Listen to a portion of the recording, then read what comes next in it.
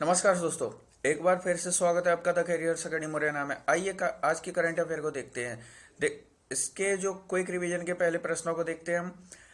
पहला प्रश्न है, हाल ही में केशव राव का निधन हो गया है, ये किस हाई कोर्ट के न्यायाधीश थे? तो ये तेलंगाना हाई कोर्ट के न्यायाधीश थे। हाल ही में नेपाल के नए प्रधानमंत्री कौन बने हैं? तो नेपाल के नए प्रधानमंत्री केपी शर्मा ओली बनाए गए हैं। हाल ही में दुनिया का सबसे ज्यादा बार डाउनलोड होने वाला ऐप बना है, तो ये टिकटॉक बना है। अगला और चौथा प्रश्न है, हाल ही में किस राज्य ने इनर लाइन परमिट को समाप्त कर दिया है? तो किस राज्य ने इनर लाइन परमिट को समाप्त किया है? तो यह लद्दाख के द्वारा कर दिया गया। पांचवा प्रश्न है, हाल ही में किस देश ने पहली बार मानव की बजाय कृत्रिम बुद्धिमत्ता प्रणाली को आविष्कार का पेटेंट दिया है? तो यह दक्षिण अफ्रीका के द्वारा दिया गया। और अभी तक आपने चैनल को सब्सक्राइब नहीं किया, चैनल को सब्सक्राइब करें, बेल आइकन दबाएं, जिससे कि आपको नए वीडियोस की नोटिफिकेशन मिल सके। वीडियो को लाइक करें, अपने दोस्तों के साथ इसको शेयर जरूर करें। आप हमें इंस्टाग्राम पर भी फॉलो कर सकते हैं और हमारे टेलीग्राम चैनल को भी ज्वाइन कर लें, जिससे कि आपको वीडियोस और पीडीएफ सारी एक साथ मिल सके। इसके साथ ही आप हमारे व्हाट्सएप ग्रुप से भी जुड़ सकते हैं। शुरू करते हैं आज का करंट अफेयर। करंट अफेयर का पहला प्रश्न है, हाल ही में टाटा पावर नवीकरणीय ऊर्जा लिमिटेड ने किस राज्य में 100 मेगावाट की सौर ऊर्जा परियोजना की शुरुआत की है? तो ये किस राज्य में की गई? ऑप्शन है गुजरात, हरियाणा, जम्मू कश्मीर, लद्दाख। तो इसका जो सही आंसर है ये है गुजरात, यानी कि क्वेश्चन नंबर 1 का जो ऑप्शन ए सही है, गुजरात। गुजरात में टाटा पावर नवीकरणीय ऊर्जा लिमिटेड ने राज्य में 100 मेगावाट की सौर ऊर्जा परियोजना का अनावरण किया है। गुजरात की बात की जा रही है तो गुजरात के यहाँ पे जो वर्तमान राज्यपाल हैं ये आचार्य देवव्रत हैं। गुजरात के जो वर्तमान मुख्यमंत्री हैं ये विजय रूपाणी हैं। गुजरात के जो वर्तमान मुख्य न्यायाधीश हैं ये विक्रम नाथ हैं। गुजरात की स्थापना 1 मई 1960 को हुई, यानी 1 मई को गुजरात का स्थापना दिवस मनाया जाता है। महाराष्ट्र से अलग हुआ है तो 1 मई को महाराष्ट्र का भी स्थापना दिवस होता है। दुनिया का सबसे बड़ा जिंक स्मेल्टर अहमदाबाद में स्थित है। भारत का पहला 5 स्टार होटल जो रेलवे स्टेशन बना है ये भी गुजरात में ही बनाया गया है, गुजरात के बड़ोदरा में स्थित है। अगला और दूसरा प्रश्न देखते हैं, भारत का पहला वाटर प्लस शहर कौन सा बना है? तो वाटर प्लस शहर जो भारत का ये कौन सा बना है? ऑप्शन है इंदौर, अहमदाबाद, चंडीगढ़, जयपुर। तो इसका जो सही आंसर ये है इंदौर, यानी कि क्वेश्चन नंबर 2 का ऑप्शन ए सही है। इंदौर भारत का पहला वाटर प्लस शहर बना है। ये इसके बारे में डिस्कस करते हैं। केंद्रीय शहरी एवं आवास मंत्रालय के द्वारा इंदौर को पहला वाटर प्लस शहर घोषित किया गया है। अब ये वाटर प्लस क्या होता है? तो वाटर प्लस का दर्जा अपने आसपास नदियों एवं नालों की साफ सफाई रखने पर के रूप में एक सर्टिफिकेट दिया जाता है, यही होता है वाटर प्लस शहर। तो जो भारत का पहला वाटर प्लस शहर जो बना है ये इंदौर ही बना है। और आपको पता हो कि इंदौर भारत का सबसे क्लीन सिटी भी है, यानी भारत के जो सबसे स्वच्छ शहर के रूप में भी इसको सर्टिफिकेट दिया गया है, यानी कि पिछले लगातार 4 साल से इंदौर ही है जो क्लीन सिटी के रूप में जाना जा रहा है। तो और जो इंदौर जो है ये मध्य प्रदेश की फाइनेंशियल कैपिटल है, यानी आर्थिक राजधानी भी कहते हैं। मध्य प्रदेश का सूती कपड़ा हब जो है ये भी इंदौर को ही कहा जाता है। इंदौर को भारत का मिनी बॉम्बे भी कहा जाता है। अगला और तीसरा प्रश्न देखते हैं, हाल ही में भारत ने अल मोहद अल हिंदी 2021 नौसैनिक युद्ध अभ्यास में भाग लिया है। ये किसके साथ संपन्न हुआ? तो ऑप्शन है रूस, संयुक्त अरब अमीरात, सऊदी अरब और सिंगापुर। तो इसका जो सही आंसर है ये है आपका सऊदी अरब, यानी कि ऑप्शन सी सही है। क्वेश्चन नंबर 3 का ऑप्शन सी सही है, सऊदी अरब।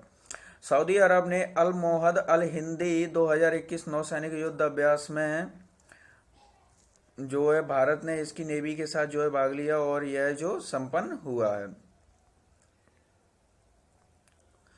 अगला और चौथा प्रश्न देखते हैं, हाल ही में विश्व अंगदान दिवस कब मनाया गया है? तो विश्व अंगदान दिवस कब मनाया गया? ऑप्शन है इसके 12 अगस्त, 13 अगस्त, 14 अगस्त और 15 अगस्त। तो क्वेश्चन नंबर जो 4 का जो आंसर आपका सही है यह है 13 अगस्त, यानी कि ऑप्शन बी सही है 4 का। 13 अगस्त को विश्व अंगदान दिवस के रूप में मनाया गया है। अगला और पांचवा प्रश्न देखते हैं, अफगानिस्तान के नए सेना प्रमुख किसे बनाया गया? जैसे कि आपको पता ही होगा कि अफगानिस्तान में तालिबान का जो आतंकवादियों ने मतलब आधे अफगानिस्तान पर लगभग कब्जा कर लिया है। तो इसी के सिलसिले में जो अफगानिस्तान के जो सेना प्रमुख थे इन्होंने इस्तीफा दे दिया है। तो यहाँ पर जो नए सेना प्रमुख बनाए गए हैं, चीफ बनाए गए हैं, ऑप्शन ए कौन बने हैं? हैबतुल्ला अलीजई, नवाज शरीफ, महमूद शहाबुद्दीन, इनमें से कोई नहीं। तो इसका जो सही आंसर ये है हैबतुल्ला अलीजई है। यानी कि क्वेश्चन नंबर 5 का ऑप्शन ए सही है, हैबतुल्ला अलीजई जो अफगानिस्तान सेना के नए प्रमुख बनाए गए हैं। सेना प्रमुख की बात हो गई आपकी हैबतुल्ला अलीजई। तो अफगानिस्तान के जो राष्ट्रपति हैं अशरफ गनी अहमद जई जो अफगानिस्तान के राष्ट्रपति हैं। अफगानिस्तान की बात की जा रही तो अफगानिस्तान की जो राजधानी है ये काबुल है। अफगानिस्तान की जो मुद्रा है ये जो अफगानी है। और इसके साथ ही जो अफगानिस्तान का जो भारत के साथ जो बॉर्डर लगता है, जो पीओके वाला क्षेत्र है, ये लगता है लगभग 80 किलोमीटर का जो बॉर्डर है ये साझा होता है अफगानिस्तान के साथ। इसके साथ ही भारत ने अफगानिस्तान में कई तरह की योजनाएं संचालित कर रखी हैं। तो जो यहाँ पर जो आतंकवादी जो गतिविधियां बढ़ गई हैं, इसी के सिलसिले में जो यहाँ के जो सेना प्रमुख थे इन्होंने यहाँ से इस्तीफा दे दिया, जिसके तहत यहाँ पे नए जो सेना प्रमुख बने हैं हैबतुल्ला अलीजई। अगला और छठवां प्रश्न देखते हैं, प्रधानमंत्री नरेंद्र मोदी के द्वारा भारत को किस क्षेत्र में आत्मनिर्भर बनाने के लिए 11,000 करोड़ रुपए के पैकेज की घोषणा की गई है? तो किस क्षेत्र में आत्मनिर्भर बनाने के लिए इतनी जो घोषणा की गई है? ऑप्शन है आपके खाद्य तेल, रक्षा क्षेत्र, पेट्रोलियम पदार्थ, सौर ऊर्जा क्षेत्र। तो इसका जो सही आंसर है ये है खाद्य तेल। यानी कि खाद्य तेल के क्षेत्र में प्रधानमंत्री नरेंद्र मोदी के द्वारा भारत को आत्मनिर्भर बनाने के लिए घोषणा की गई है। प्रधानमंत्री नरेंद्र मोदी के द्वारा 9 अगस्त 2021 को राष्ट्रीय खाद्य तेल मिशन 2021 नामक योजना की गई। इसके तहत क्या किया जाएगा कि भारत जो अपनी आवश्यकता का लगभग जो खाद्य तेल है ये बाहर से आयात करता है। तो जो बाहर से आयात करता है तो इसी क्षेत्र में यानी खाद्य तेल के क्षेत्र में भारत को आत्मनिर्भर बनाने के लिए ये जो 11,000 करोड़ रुपए का जो पैकेज है इसकी घोषणा की गई है। इसके तहत क्या किया जाएगा, जो किसान हैं, जो उन लोगों को जो अच्छी गुणवत्ता के जो भी खाद्य के जो तेल वाले जो भी फसल होती हैं उन तेल वाली फसलों की जो अच्छी गुणवत्ता वाले बीज ये सारी चीज़ें सस्ती दर और अच्छी गुणवत्ता जो है किसानों को उपलब्ध कराई जाएगी, जिससे कि अच्छी पैदावार होगी, तो जिससे हमारे तेल उत्पादन में भी वृद्धि होगी। तो यही है ये योजना है। अगला और 7वां प्रश्न देखते हैं, हाल ही में शहरी क्षेत्र में वन संसाधन अधिकारों को मान्यता देने वाला भारत का पहला राज्य कौन सा बनेगा? तो शहरी क्षेत्रों में वन संसाधन अधिकारों को मान्यता देने वाला भारत का पहला राज्य ऑप्शन है मध्य प्रदेश, छत्तीसगढ़, ओडिशा, झारखंड। तो इसका जो सही आंसर है ये जो राज्य बना है ये बना है छत्तीसगढ़। जो छत्तीसगढ़ है वन संसाधन अधिकारों को मान्यता देने वाला ये भारत का पहला राज्य बन गया है। छत्तीसगढ़ की बात की जा रही है तो छत्तीसगढ़ की जो राजधानी है ये रायपुर है। छत्तीसगढ़ की जो स्थापना हुई थी ये 1 नवंबर 2000 को हुई थी। और इसी दिन जो मध्य प्रदेश का भी पुनर्गठन हुआ तो 1 नवंबर को ही मध्य प्रदेश दिवस और छत्तीसगढ़ दिवस के रूप में मनाया जाता है। छत्तीसगढ़ के जो वर्तमान राज्यपाल हैं अनुसुईया उइके हैं। छत्तीसगढ़ के जो वर्तमान मुख्यमंत्री है भूपेश बघेल है जो कांग्रेस से हैं। और छत्तीसगढ़ को धान का कटोरा भी कहा जाता है। अगला और 8वां प्रश्न देखते हैं, मलेशिया में भारत के नए उच्चायुक्त किसे बनाया गया है? तो मलेशिया में भारत के नए उच्चायुक्त कौन बने हैं? तो ऑप्शन है आपका इसके अवधेश कटारिया, बी नागभूषण रेड्डी, राजेश रंजन, इनमें से कोई नहीं। तो क्वेश्चन नंबर 8 का जो आपका आंसर सही है नागभूषण रेड्डी, यानी कि जो वी नागभूषण रेड्डी हैं, यानी कि ऑप्शन बी सही है। क्वेश्चन नंबर 8 का ऑप्शन बी नागभूषण रेड्डी जो है मलेशिया में भारत के नए उच्चायुक्त बने हैं।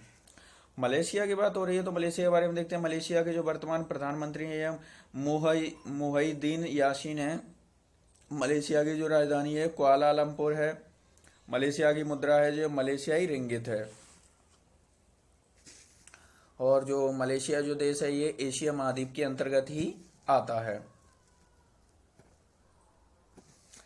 अगला और 9वां प्रश्न देखते हैं, हाल ही में भारत ने दुनिया का सबसे ऊंचा एयर कंट्रोल ट्रैफिक टावर कहां लगाया है? तो दुनिया का सबसे ऊंचा एयर कंट्रोल ट्रैफिक टावर जो भारत के द्वारा लगाया गया ऑप्शन है आपके लद्दाख, न्यू दिल्ली, सिक्किम, अरुणाचल प्रदेश। तो ये जो कंट्रोल टावर ये कहाँ लगाया गया? तो ये लगाया गया लद्दाख में। भारत का जो केंद्र शासित प्रदेश है लद्दाख में दुनिया का सबसे ऊंचा एयर कंट्रोल ट्रैफिक टावर लगाया गया है। भारतीय वायुसेना के द्वारा लद्दाख लद्दाख के नियमा में इस टावर का निर्माण किया गया है। इससे इससे ये होगा, जो अपनी जो मोबाइल मोबाइल नेटवर्क और इसके साथ ही जो भारतीय वायुसेना के लिए जो भी विमान वगैरह हो, जो फाइटर जेट या जो भी विमान वगैरह हैं, इनका जो लोकेशन वगैरह यानी इन सारी चीज़ों में इससे मदद मिलेगी। तो ये दुनिया का जो सबसे ऊंचा है एयर कंट्रोल ट्रैफिक टावर, जो लद्दाख में लगाया गया है। अगला और 10वां प्रश्न देखते हैं। हाल ही में इफ़को ने कृषि तकनीकी परियोजनाओं पर संयुक्त रिसर्च के लिए किस आईआईटी के साथ समझौता किया है? इफ़को के नाम से आपने देखा होगा, जो खाद के कट्टे आते हैं उन पे देखा होगा आपने इफ़को। तो इफ़को जो कंपनी है ये रासायनिक उर्वरक तैयार करती है। तो इसने किस आईआईटी के द्वारा जो है रिसर्च के लिए संयुक्त तो जो हस्ताक्षर किए हैं, समझौता किया है? तो ऑप्शन है IIT Delhi, IIT Mumbai, IIT Kharagpur, IIT Roorkee. तो इसका जो सही आंसर है आपका ये है आईआईटी दिल्ली, यानी कि आईआईटी दिल्ली ऑप्शन ए सही है। क्वेश्चन नंबर 10 का ऑप्शन ए सही है। आईआईटी दिल्ली ने के साथ जो है इफ़को ने एक संयुक्त रिसर्च के लिए समझौता किया है। अब आपका कल का प्रश्न था, हाल ही में माय ऑन मजा गांव नामक पुस्तक किसने लिखी? तो माय ऑन मजा गांव नामक जो पुस्तक है ये रमेश बाबू के द्वारा लिखी गई। किसके लिखी गई? रमेश बाबू के द्वारा।